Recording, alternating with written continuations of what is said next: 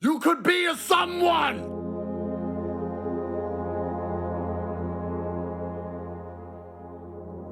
All you had to do was work these last few years. You could be a millionaire. You could retire.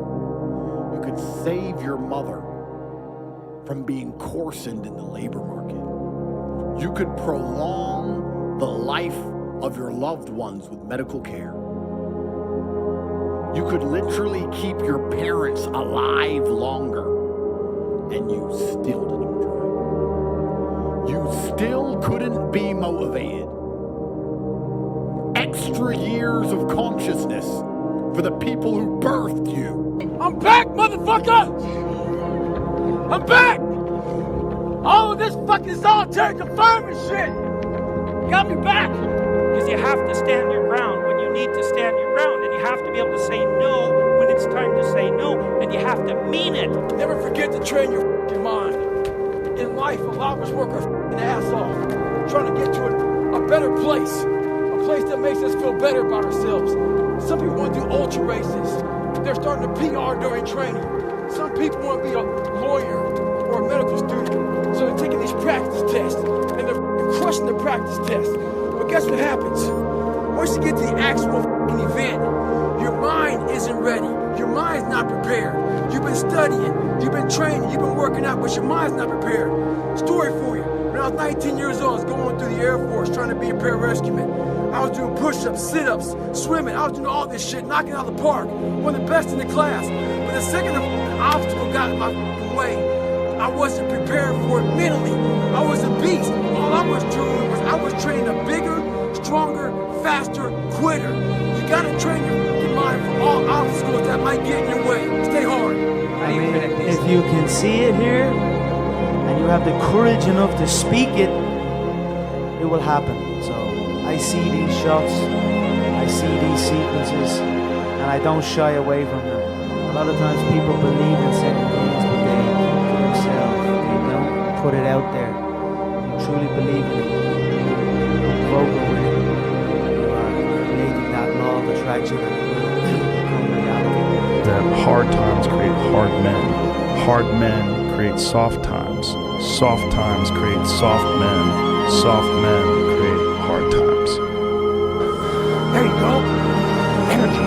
Let it out. 7, 8, 9, 10. A machine here. There you go. Nobody works like David in this house. 13. Come on. 14. Come on. 15. Shut that muscle down. 16. Come on. Get it. 17. You don't know me, son. Get it. 18. You don't know me, son. Get it. 19. You don't know me, son. Yeah. 20. You got some more in there. 21. Yeah. Get it again. Come on. We want to see it. Good. 22. Who's gonna carry the boats and the logs? That's you, buddy. Come on. 23.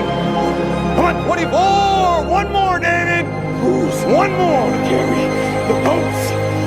You're gonna do it. You're gonna do it. You're gonna do it. You did it. Yeah. Strength of character. It's the ability to stand your ground. And you have to cultivate that. And you cultivate that at least in part by telling the truth. And so you take your place in the world as a decent person and as a decent citizen, and you play the hierarchical game properly. And that is to stand up straight with your shoulders back. It's like the world's an onslaught. You've got the tyranny of culture to deal with. You've got the catastrophe of nature. You've got your own damn malevolence and ignorance, right? All coming at you, plus the incredible, complicated, indeterminate potential of the future. That's all coming at you, and it's all your responsibility. And you can cringe away from it, and be afraid of it, and be victimized by it, and be bitter and cynical about it. And no wonder, because it can be painful. Or you can turn around and you can say, man, bring it on. Because there's more to me than there is to the catastrophe. There is a difference between passion and obsession. And high performers have obsession about the topic, right? They are obsessed about the topic in which they're trying to learn, master, grow into. When you're passionate, everybody cheers you on. They're stoked for you. Oh, you found your passion? Awesome. Follow your passion. Live with passion. Be passionate. Chase your passions. Everything, like passion. Passion's good. Like the world's gonna be like, yay, passion. When you're obsessed, they're like, why you gotta be so crazy? Why can't you be satisfied? Why do you always got to get things so perfect? Why do you spend so much time here? When you're obsessed, people think you're nuts. So it's different. And it's like, I always tell people, if no one thinks you're crazy, you're not yet operating to the outer limits of your potential. You're not there yet. Because somebody in your life should say, man, you really care about this in like a crazy way. When the challenges of life come your way, you got to find ways to increase your sense of self-appreciation, because if you don't, you're bombarded with negative stuff every day that beats you down, and you will find yourself unconsciously engaged in self-destructive behavior. If you don't program yourself, life will program you. Let me teach you the real life, how it really is. The reason why you're a loser, the reason why you're not fucking making it, and the reason why you're trying to go through all these, I go to all these fucking conventions, speak all the fucking time.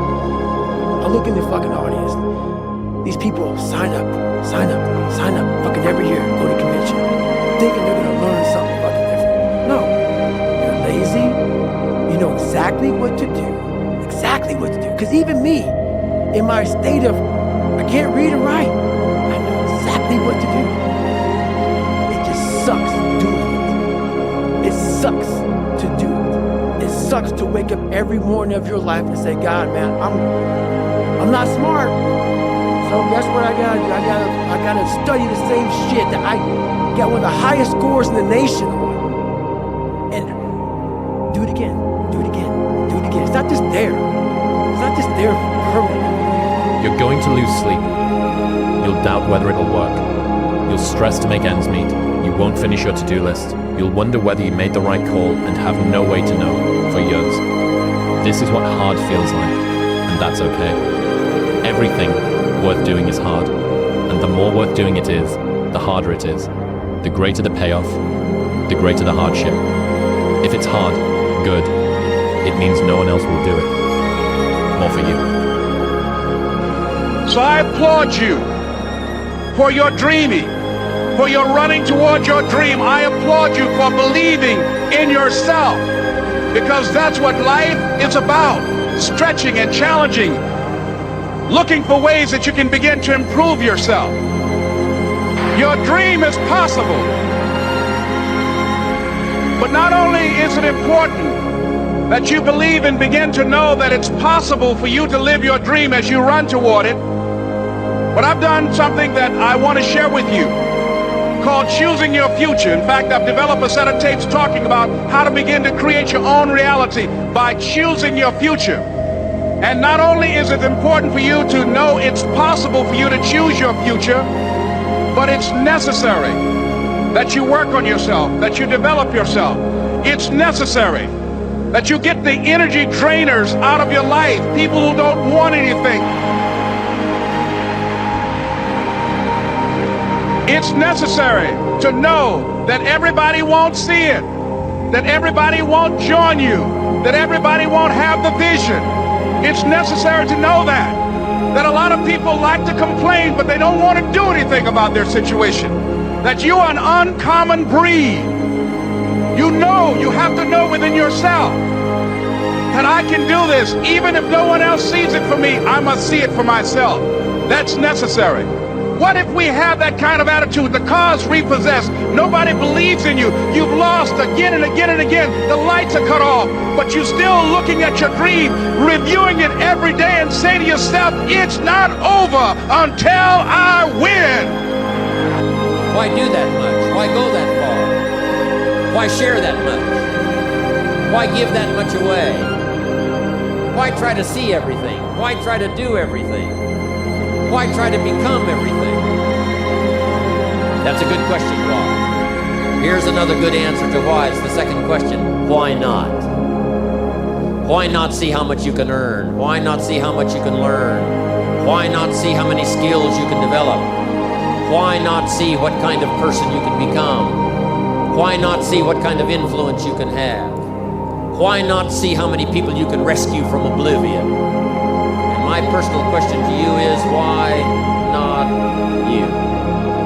You've got the brains, you can make decisions, you can study the plan, you can change your life, you can grow immensely in the next few years, you can make your dream through. You can build a financial wall around your family. Nothing can get through. You can become healthy. You can become powerful. Why not you? And you're the only one personally that can answer that question for yourself. You've got to have your own list of whys. Here's what I want you to do when you go home after you've left this extravaganza. Work on your list of whys. One of the big thrusts for success is to come up with a strong enough why. In leadership training, here's what we learned. If the why is powerful, the how is easy.